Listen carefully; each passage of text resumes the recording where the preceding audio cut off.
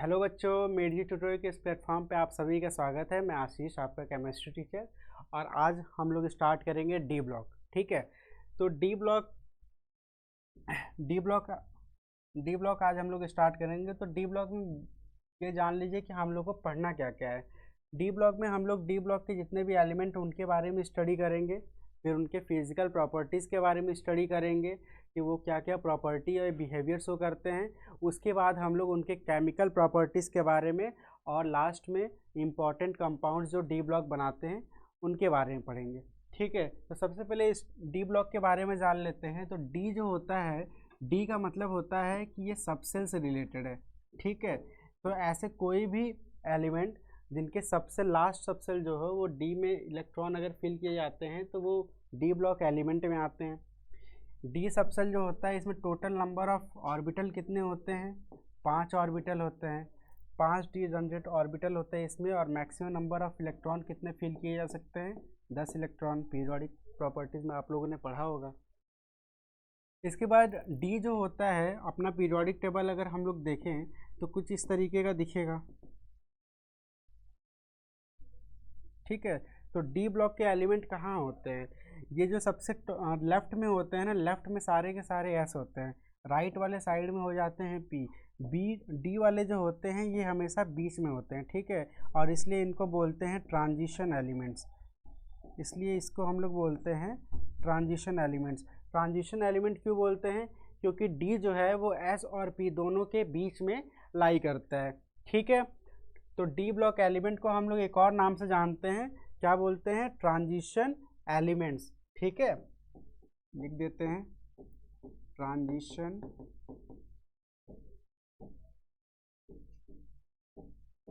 Transition element हो गया ये। अब कुछ और प्रॉपर्टीज़ के बारे में जान लेते हैं। किसी को भी हम लोग डी ब्लॉक क्यों बोलेंगे? किसी को भी हम लोग डी ब्लॉक एलिमेंट क्यों बोलेंगे? उसके लिए एक प्रॉपर्टी होती है या एक क्राइटेरिया होता है कि अगर किसी का भी जनरल इलेक्ट्रॉनिक कन्फिग्रेशन किसी भी एलिमेंट का अगर हम लोग करते हैं और उसके डी ब्लॉक में वो पार्शली फिल्ड है, अगर वो उसका डी ब्लॉक सबसेल जो है अगर वो पार्शली फिल्ड है, या फिर अगर ऑक्सीडेशन स्टेट, अगर उस मेटल का जो जनरल ऑक्सीडेशन स्टेट है उसमें वो पार्शली फिल्ड हो जा रहा है, तो दोनों में से कोई एक भी हो जाए या दोनों हो तो वो क्या हो जाएगा? एक डी ब्लॉक एलिमेंट होगा। आइए जो हमने बताया उसको एक बार फिर से समझते हैं। देखिए, जैसे मान लीजिए कि D block D block D block कैसे होगा? पार्शली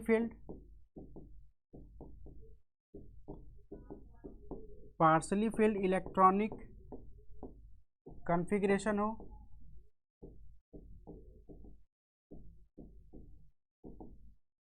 और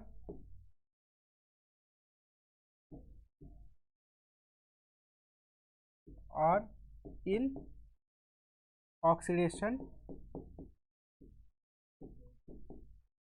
स्टेट, या तो अपनी ऑक्सीडेशन स्टेट के फॉर्म में पार्शली फिल्ड हो या फिर जनरल इलेक्ट्रॉनिक कन्फिग्रेशन जब करेंगे तो डी जो है वो कम्प्लीटली फिल्ड अगर नहीं है, पार्शली फिल्ड है, तो भी वो डी ब्लॉक एलिमेंट कहलाता है। ठीक है, इसके बाद हम लोग अगर पीरियोडिक टेबल अगर देखें तो पीरियोडिक टेबल में हम जानते हैं कि जो पोजीशन होता है वो डी का मिडिल में होता है। ठीक है, और मिडिल में इसको हम लोग इसीलिए बोलते हैं ट्रांजिशन एलिमेंट बोलते हैं। डी ब्लॉक के एलिमेंट जो हैं वो 4th पीरियड से स्टार्ट होते हैं। ठीक है, और इसके बाद एक और बात याद रखिएगा कि अगर इसका जनरल इलेक्ट्रॉनिक कन्फिग्रेशन, इसी for electronic configuration for D और डी ब्लॉक एलिमेंट्स होता है n-1 d 1 to 10 ns 1 to 2। ये होता है general electronic configuration D block elements का। ठीक है, डी ब्लॉक एलिमेंट्स का जनरल इलेक्ट्रॉनिक कन्फिग्रेशन अपना ये होता है n-1 d 1 to 10 ns 1 to 2।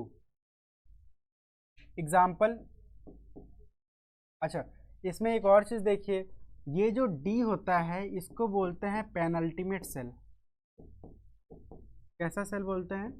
Penultimate shell. और ये होता है अल्टीमेट सेल।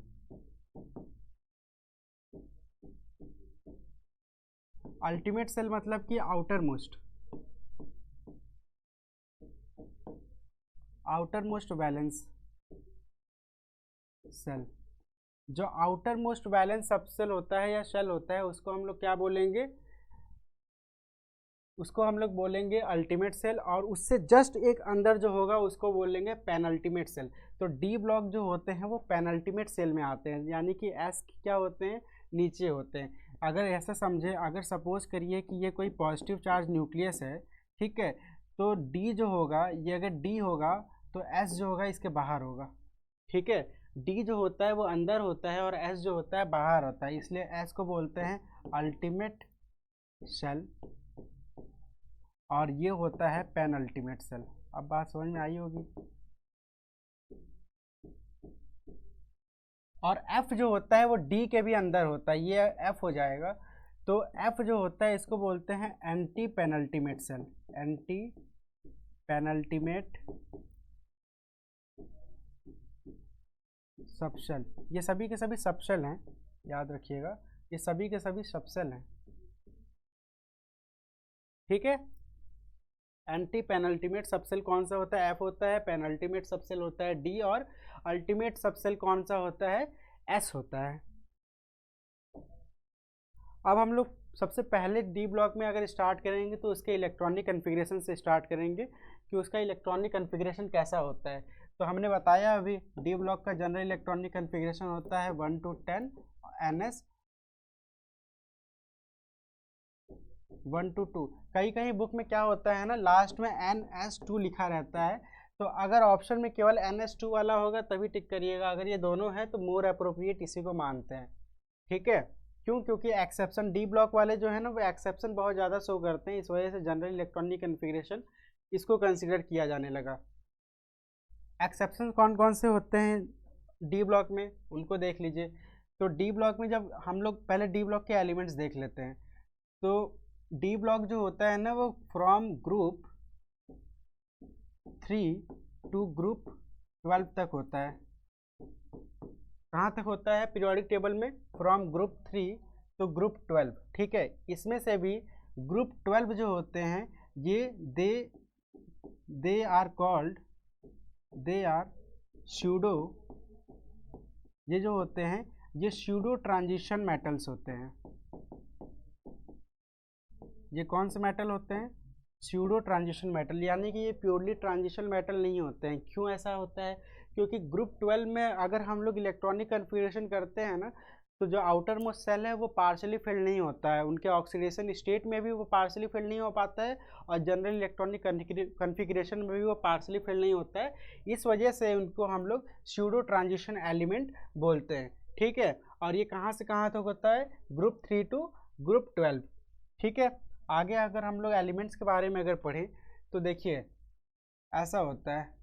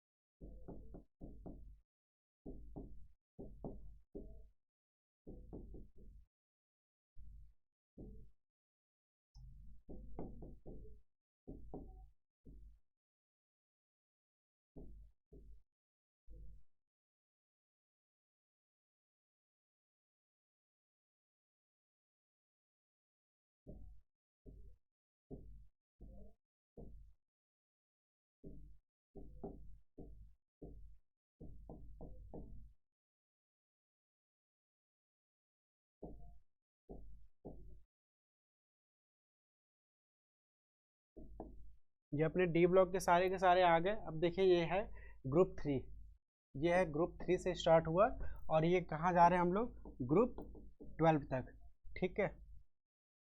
ये जीपी क्या हो जाएगा, 12। ये जीपी 12 में कौन कौन से हैं, जिंक, कैडमियम, मरकरी। इनका जो इलेक्ट्रॉनिक कन्फिग्रेशन जो लास्ट का होता है वो याद रखिएगा D10 होता है, और S2 D10 होगा। इसके बाद यहाँ पे अगर हम लोग एक बार ध्यान दें तो देखिए ये सारे के सारे ये जो हैं ये अपना 3D सीरीज़ कहलाता है, इसको 4D सीरीज़ बोलते हैं, और ये अपना है 5D सीरीज़। ठीक है, इस बात को भी याद रखिएगा, 3D 4D 5D। तो 3D में कितने डी ब्लॉक एलिमेंट हैं? सब में 10-10 होते हैं।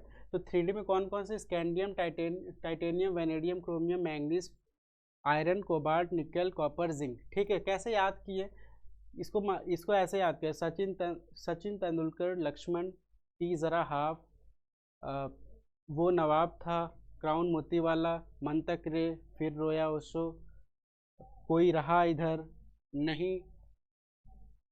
इसको ऐसे निकल, पैलेडियम, प्लैटिनम, कॉपर, सिल्वर और गोल्ड, और लास्ट में जिंक, कैडमियम, मरकरी। ठीक है, इसके बाद यहाँ पे ध्यान रखिएगा कि इसको कलर चेंज कर लेते हैं। ये जो होता है कॉपर AgAu, इसको बोलते हैं कॉइनेज मेटल्स।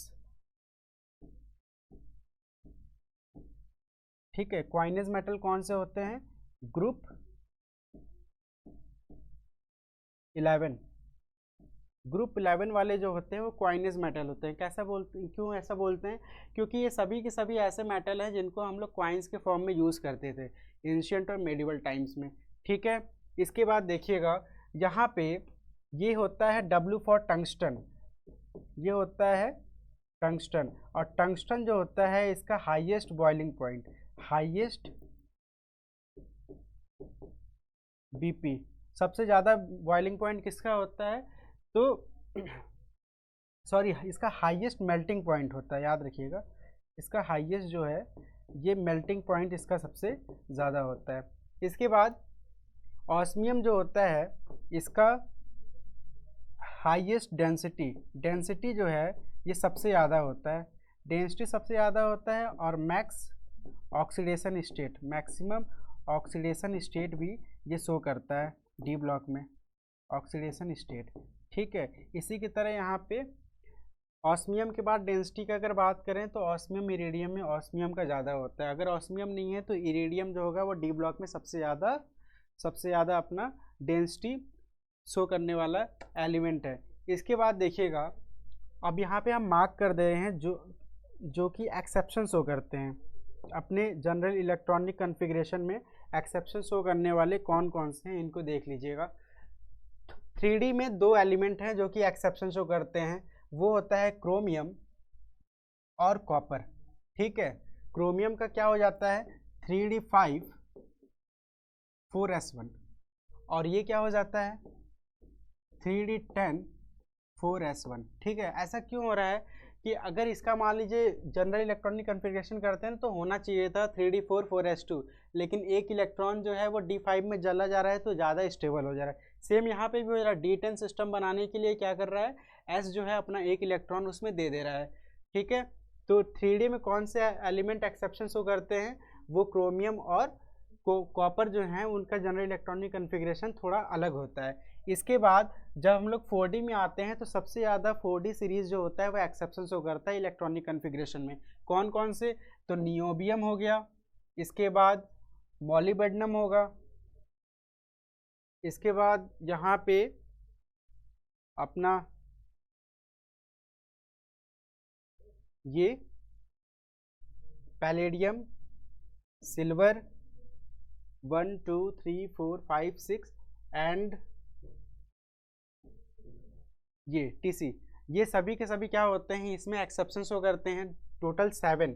और इसमें क्या होता है, इसमें अपने जो हैं केवल दो जो हैं वो एक्सेप्शन शो करते हैं, प्लैटिनम एंड गोल्ड। ठीक है, प्लैटिनम और गोल्ड जो है वो एक्सेप्शन शो करते हैं। देखिएगा, पहले इसको मार्क कर लीजिएगा, ये सारे के सारे हैं, इनका मैं बता देता हूँ कैसे जनरल इलेक्ट्रॉनिक कन्फिग्रेशन कैसे चेंज होता है, या फिर ऐसे याद रखिएगा कि ये सब क्या हो जाता है 3D5 4s1 हो जाते हैं। यहाँ पे ये अपना इलेक्ट्रॉनिक कन्फिग्रेशन चेंज कर देगा, इसका क्या हो जाएगा, होना क्या चाहिए इसका 3D3 4s2, लेकिन ये हो जाएगा 3D4 4s1। ठीक है, यहाँ पे भी कुछ एक्सेप्शन शो होते हैं, तो नेक्स्ट स्लाइड में बता देते हैं।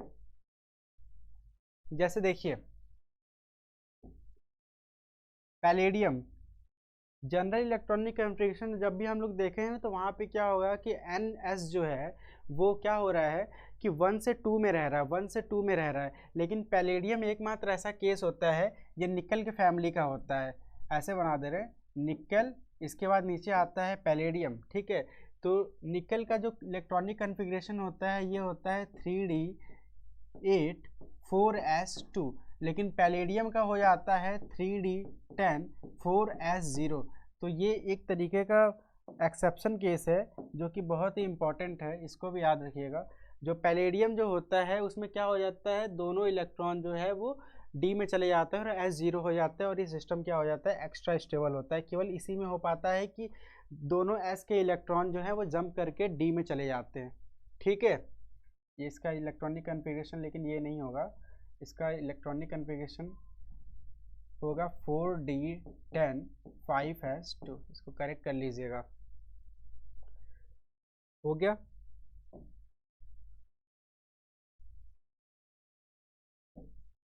अब देखिए जनरल इलेक्ट्रॉनिक कॉन्फ़िगरेशन कुछ इस तरीके से होगा, लेकिन जिंक जो है, एक और बात देखिए, जिंक जो होता है ये हमेशा +2, जितने भी ग्रुप 12 वाले हैं वो अपना oxidation state +2 oxidation state show करते हैं। कितना शो करते हैं, +2 ऑक्सीडेशन स्टेट। तो ग्रुप 12 का कॉन्फ़िगरेशन कितना होता है, तो ये होता है S2 NS2, ऐसे लिख लेते हैं N-1 D10 NS2। लेकिन ये +2 ऑक्सीडेशन स्टेट में जब ग्रुप 12 वाला जाएगा तो क्या हो जाएगा, N-1 D10, ठीक है। तो अभी भी क्या ये पार्शली फिल्ड है, नहीं फिल्ड है। तो इस वजह से ना तो ये अपने ऑक्सीडेशन स्टेट में पार्शली फिल्ड हो रहा है और ना तो अपने जनरल इलेक्ट्रॉनिक कॉन्फ़िगरेशन में पार्शली फिल्ड हो रहा है।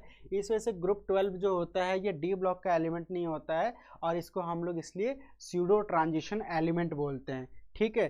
तो यहाँ पे आपके एनसीईआरटी में एक क्वेश्चन भी है कि जो सिल्वर होता है, सिल्वर जो है ये ट्रांजिशन एलिमेंट क्यों है, ये ट्रांजिशन एलिमेंट क्यों है, इसको हम लोग ट्रांजिशन एलिमेंट क्यों बोलते हैं। तो देखिएगा सिल्वर का जो जनरल इलेक्ट्रॉनिक कॉन्फ़िगरेशन होता है, ये सिल्वर जो है अपना इसकी कॉपर के नीचे होता है, ठीक है। और कॉपर का इलेक्ट्रॉनिक कॉन्फ़िगरेशन क्या होता है, 3d10 4s1। इसका क्या हो जाएगा, जस्ट नीचे है तो 4d10 4s1, ठीक है, 4d10 4s1। तो यहाँ पे देखिए क्या है, D10 जो है वो फुली फिल्ड है। अगर D10 अगर फुली फिल्ड होगा तो क्या वो डी ब्लॉक एलिमेंट होगा, नहीं होगा, ठीक है। तो ये डी ब्लॉक एलिमेंट फिलहाल तो नहीं है, लेकिन इसका ऑक्सीडेशन स्टेट जब चेक करते हैं तो Ag+ में जब जाएगा, Ag+ में जाएगा यानी कि एक इलेक्ट्रॉन लूज करेगा, और इलेक्ट्रॉन लूज कहाँ होगा, S से पहले होता है। D और S अगर ऑर्बिटल हैं तो किससे लूज होगा, इलेक्ट्रॉन S से पहले इलेक्ट्रॉन लूज होगा, ठीक है। तो यहाँ पे क्या हो जाएगा, अगर ये S से इलेक्ट्रॉन लूज करेगा, आप लोगों ने पढ़ा होगा एटॉमिक स्ट्रक्चर या पीरियोडिक टेबल में, जब ये लूज कर देगा तो 4d10 बनेगा। अभी भी क्या ये पार्शली फिल्ड है, डी ब्लॉक इसका पार्शली फिल्ड है अभी भी तो नहीं है, ठीक है। तो अपने ऑक्सीडेशन स्टेट में भी ये पार्शली फिल्ड नहीं हो रहा है, लेकिन कभी कभी सिल्वर जो है वो +2 ऑक्सीडेशन स्टेट शो करता है, और इस कंडीशन में ये हो जाता है 4d9। और ये एक ऐसा सिस्टम है पार्शली फिल्ड डी सिस्टम है, ठीक है। डी सबसेल यहाँ पे कंप्लीटली फिल नहीं है, इस वजह से ये एक ट्रांजिशन एलिमेंट कहलाएगा, ठीक है। इसके बाद यहाँ पे मॉलिबेडनम की अगर बात करें, एक और एक्सेप्शन, तो मॉलिबेडनम जो है ये अपना 4d एलिमेंट में आएगा, 4d एलिमेंट में आएगा, और इसका जो कॉन्फ़िगरेशन होता है ये क्रोमियम फैमिली का होता है, ठीक है। तो क्रोमियम का जनरल इलेक्ट्रॉनिक कॉन्फ़िगरेशन क्या होता है, 3d5 4s1। तो ये जस्ट उसके नीचे आएगा, तो इसका हो जाएगा 4d5 5s1, ठीक है। अगर उसी के फैमिली के अगर नीचे है तो केवल बस प्रिंसिपल क्वांटम नंबर की वैल्यूज बस एक्सटेंड होगी, बाकी कॉन्फ़िगरेशन जो होगा वो सेम रहेगा, ठीक है। तो इलेक्ट्रॉनिक कॉन्फ़िगरेशन के बारे में हमने पढ़ लिया। अब सेकंड प्रॉपर्टी जो है डी ब्लॉक की वो होती है एटॉमिक मेल्टिंग पॉइंट।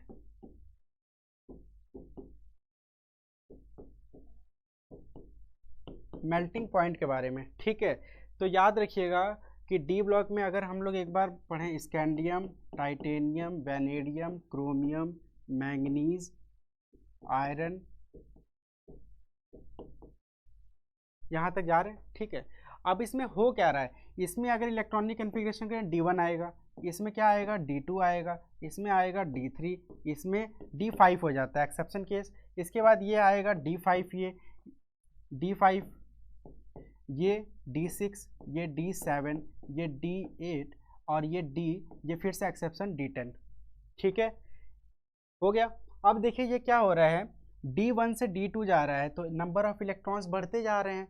अब नंबर ऑफ इलेक्ट्रॉन्स अगर बढ़ते जा रहे हैं तो हम लोग यहाँ से जब यहाँ तक जा रहे हैं ना D5 तक, तो नंबर ऑफ अनपेयर्ड इलेक्ट्रॉन क्या होंगे, बढ़ेंगे। इसको भी समझिए कैसे होगा, बढ़ेगा। जैसे अपने D सबशेल में कितने ऑर्बिटल हैं, 5, ठीक है। तो अगर D5 सिस्टम हो गया तो नंबर ऑफ अनपेयर्ड इलेक्ट्रॉन कितना हुआ, 5 हुआ। अगर D4 होता तो अगर D4 होता तो 4 होता। अगर D3 होता तो 3 अनपेयर्ड इलेक्ट्रॉन होते, ठीक है। तो जैसे जैसे D में जब हम लोग इलेक्ट्रॉन को बढ़ाते हैं या एटॉमिक नंबर बढ़ता है तो मिडिल ऑफ द सीरीज, ठीक है, डी ब्लॉक के मिडिल ऑफ ट्रांजिशन जो ग्रुप होगा उसके मिडिल ऑफ द सीरीज तक नंबर ऑफ अनपेयर्ड इलेक्ट्रॉन क्या होते हैं, बढ़ते हैं। तो नंबर ऑफ अनपेयर्ड इलेक्ट्रॉन अगर कभी बढ़ेगा, नंबर ऑफ अनपेयर्ड इलेक्ट्रॉन अगर इंक्रीज करता है, ठीक है, अगर इंक्रीज करता है, नंबर ऑफ अनपेयर्ड इलेक्ट्रॉन्स अगर इंक्रीज होता है तो वो डायरेक्टली प्रोपोर्शनल होता है मेटेलिक बॉन्डिंग के, ठीक है, because they are all are metals. तो ये क्या हो जाएगा, अगर इलेक्ट्रॉन अगर बढ़ता है तो इलेक्ट्रॉन ही तो रेस्पॉन्सिबल होता है बॉन्डिंग के लिए, तो उनकी मेटेलिक बॉन्डिंग क्या हो जाएगी, स्ट्रांग हो जाएगी। और मेटेलिक बॉन्डिंग अगर स्ट्रांग होगी तो मेल्टिंग पॉइंट भी क्या होगा, इंक्रीज हो जाएगा, ठीक है। अगर मेल्टिंग पॉइंट मेटेलिक बॉन्डिंग अगर इंक्रीज हो रही है तो क्या हो जाएगा, मेल्टिंग पॉइंट भी क्या हो जाएगा, इंक्रीज हो जाएगा, ठीक है। मेल्टिंग पॉइंट भी क्या होगा, इंक्रीज होगा, ठीक है। लेकिन यहाँ पे देखिएगा जब D6 से D7 यहाँ तक जा रहे हैं तो यहाँ पे नंबर ऑफ अनपेयर्ड इलेक्ट्रॉन फिर से क्या होने लगता है, डिक्रीज होने लगता है। और जब डिक्रीज होने लगेगा तो क्या हो जाएगा, मेटेलिक बॉन्डिंग भी क्या हो जाएगा, डिक्रीज हो जाएगा, क्योंकि अनपेयर्ड इलेक्ट्रॉन कम हो जा रहे हैं, क्योंकि इलेक्ट्रॉन उतने हैं ही नहीं कि बॉन्ड ज़्यादा बना सके। तो बॉन्ड इलेक्ट्रॉन कम हो रहा है तो बॉन्ड जो होगा मेटेलिक बॉन्डिंग वो भी कम हो जा रहा है, तो जो मेल्टिंग पॉइंट होगी वो भी क्या हो जाएगा, उसका डिक्रीज हो जाएगा, ठीक है। इस बात को यहाँ पे ऐसे लिख लेते हैं, अनपेयर्ड इलेक्ट्रॉन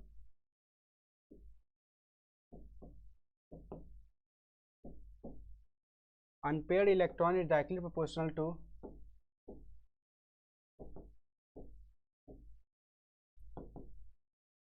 मेटेलिक बॉन्डिंग, और ये डायरेक्टली प्रोपोर्शनल होगा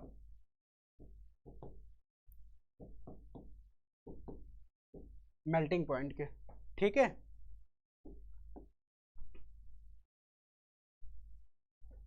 एक और बात याद रखिएगा, अगर नंबर ऑफ अनपेयर्ड इलेक्ट्रॉन अगर बढ़ेगा, नंबर ऑफ अनपेयर्ड इलेक्ट्रॉन ये डायरेक्टली प्रोपोर्शनल होता है बॉइलिंग पॉइंट के भी, ठीक है।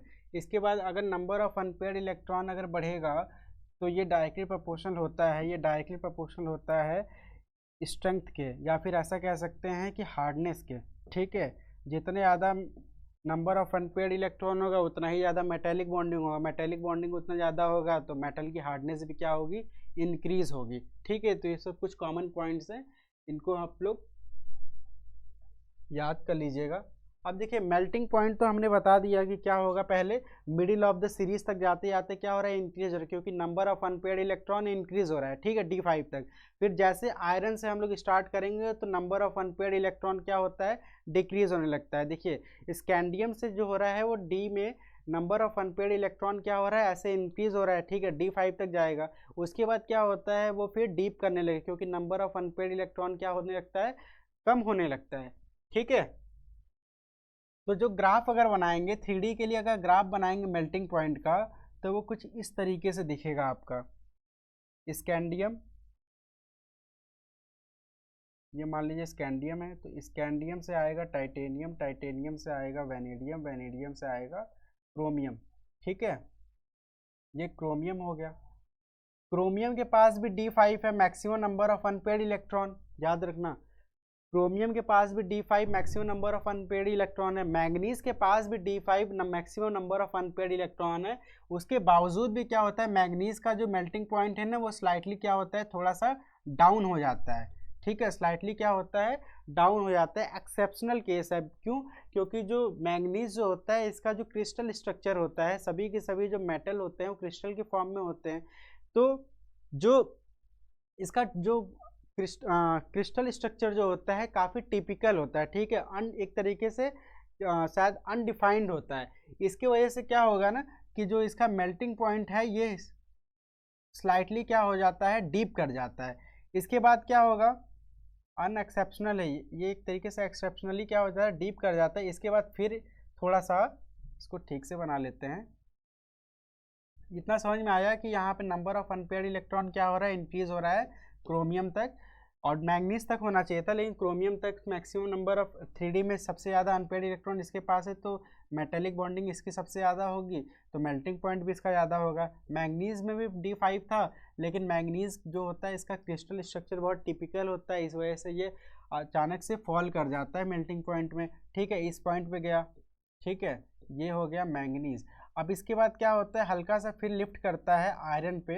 आयरन के पास 4 है, फिर 4 से क्या होगा, 3 आएगा, कोबाल्ट, निकल, कॉपर।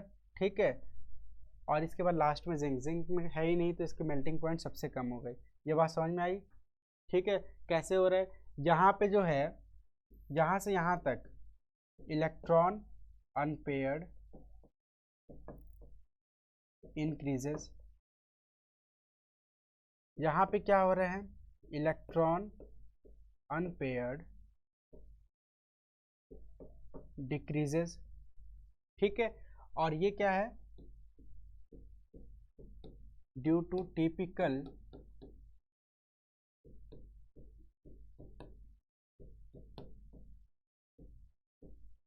क्रिस्टल स्ट्रक्चर, इसका मेल्टिंग पॉइंट क्या हो जाता है, फॉल कर जाता है। ये तो है 3D की बात। ठीक है, 4D में जब हम लोग जाते हैं मेल्टिंग पॉइंट बताने, तो 4D में अपना स्टार्ट होता है एट्रियम से। ठीक है, और ये कुछ इस तरीके से शो करेगा। ये जैसा ये 3D वाला ट्रेंड होता है ना, सेम टू सेम क्या होगा, 4D वाले में भी जाएगा, ऐसे जाएगा। ये क्रोमियम के जस्ट नीचे होता है मॉलिबेडनम। ठीक है, मॉलिबेडनम तक ये क्या होता है, धीरे धीरे लिफ्ट करता है। उसके बाद ये अचानक से टेक्नीशियम पे ये क्या हो जाएगा, डिप करेगा। इसके बाद फिर इसके बाद हल्का सा उठेगा, और फिर उसके बाद ये नीचे जाने लगेगा। ठीक है, इसमें डिफरेंट डिफरेंट एलिमेंट्स होंगे। लास्ट में यहाँ पे क्या होगा, सिल्वर होगा। ठीक है, सिल्वर के नीचे कैडमियम भी होगा, लेकिन सिल्वर तक अगर जाएं तो कुछ इस तरीके से बनेगा। तो डीप कहाँ होता है, 4D सीरीज में भी क्या मेल्टिंग पॉइंट में कहीं डीप होता है अनएक्सेप्शनली? तो हाँ, कौन सा एलिमेंट वो शो करता है, टेक्नीशियम। इन दोनों के पास D5 सिस्टम है, लेकिन क्या होता है, इसकी क्रिस्टल स्ट्रक्चर डिफाइन नहीं होती है। इसकी क्रिस्टल स्ट्रक्चर भी क्या होती है, डिफाइन नहीं होती है। इसकी वजह से क्या हो जाता है कि इसका जो मेल्टिंग पॉइंट हल्का सा डीप कर जाता है। ठीक है, और 4D में सबसे ज़्यादा मेल्टिंग पॉइंट किसका होता है, मॉलिबेडनम का होता है, और इसमें होगा क्रोमियम का। ठीक है, ये 4D की बात हो गई। अब 5D जो होगा, वो जब स्टार्ट हम लोग करेंगे जिरकोनियम से। ठीक है, तो ये हल्का ये लिफ्ट करेगा पूरा टंगस्टन तक। ठीक है, याद रखिएगा, टंगस्टन। इसके बाद क्या होगा, टंगस्टन के करने के बाद यहाँ पे जो डीप हो रहा था 3D और 4D में, ये नहीं होगा। क्या होगा, ये अचानक से ऊपर जाके फिर ये नीचे चला जाने लगता है। ठीक है, तो ऐसा कौन सा, ऐसा मतलब मेल्टिंग पॉइंट में ऐसे दो मान लीजिए दो ऐसे एक तरीके से 3D 4D वाले जो हैं वहाँ पे डिप हो रहा है, लेकिन लास्ट में जो 5D सीरीज है उसमें ऐसा डिप नहीं देखने को मिलता है। ये बात याद रखिएगा। ठीक है, तो ये यहाँ पे सबसे ज़्यादा किसका होता है, तो टंगस्टन का होता है। इसको इरेज कर देते हैं, इरेज नहीं हो रहा है भाई।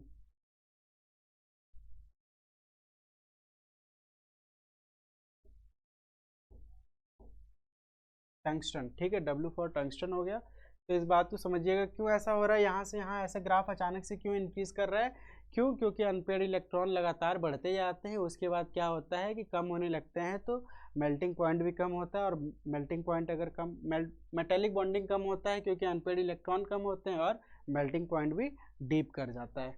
ठीक है। लेकिन एक्सेप्शनल वैल्यूज कौन से होती हैं, मैंगनीज और टीसी का। ठीक है, इसका एटॉमिक नंबर क्या होता है 43 और इसका होता है 25।